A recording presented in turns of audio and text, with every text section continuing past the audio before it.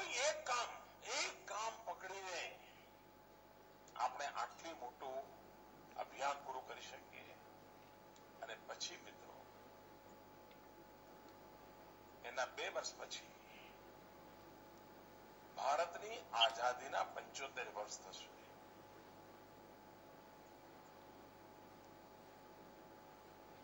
ભગતસિંહ, સુખદેવ, રાજગુરુ કેવું નામ દેતાની સાથે રૂવાડા ઉભા થઈ જાય છે. આ બધા લોકો ફાંસીના પાંચડે શું કરવા ચડ્યા હતા ભાઈ? આ લોકો અંદામાન નિકોબારની જેલોમાં જિંદગી શું કરવા ખપાવી હતી? જેમણે આ આઝાદી માટે આટલું બધું સહન કર્યું, એ આઝાદી 75 વર્ષ પછી કેવી દૈદીપ્યમાન હોય. ભારત જયારે એના આઝાદીના 75 વર્ષ ઉજવે એ કેવા હોય એ લક્ષ્ય અત્યારથી નક્કી કરીને આપણે આગળ વધવું. અને એ રીતે ઉજવાતા નવી દિશામાં નવા જ સાહસ માટે જગવિખ્યાત આપણું નવું નવું ગુજરાત સ્વાગત કરીએ છીએ.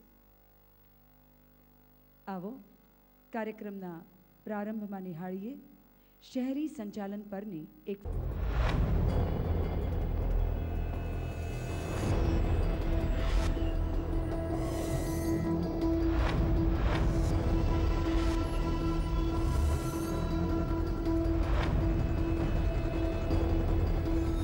का अभाव, आवश्यकता थी नजरिए को बदलने की और मानवीय अभिगम की, और इस तरह गुजरात में शुरू हुआ सफर ई गवर्नेंस का. ऑफलाइन को बदला ऑनलाइन में, फाइलों को सींचा गया लाइव से, अपारदर्शी बने पारदर्शी, और परिणाम देश के પટેલના સમર્થ પ્રબુદ્ધ અને સુચારુ વ્યવસ્થાપનમાં માનનીય મુખ્યમંત્રી શ્રી દ્વારા પ્રેરિત ગુજરાત પ્રયાસોને વાચા આપતા અભિયાનો, ઉત્સવો અને મહાસંમેલનો ગુજરાતની વિકાસ યાત્રાનું એક યાદગાર પૃષ્ઠ છે.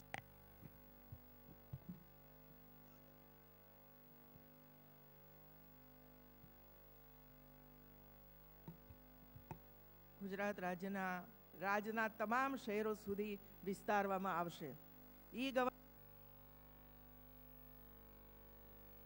વાઈફાઈ મારફતે સ્કાઇપ કોલ દ્વારા આજે સામાન્ય નાગરિકો સાથે કાંકરિયા ખાતે વાત કરશે માનનીય મુખ્યમંત્રી શ્રી.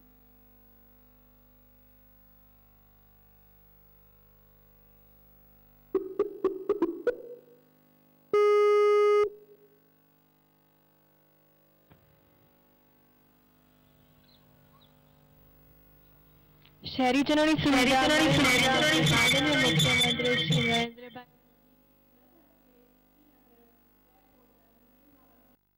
કુમારી ગીતાંજલિ ભાટિયા.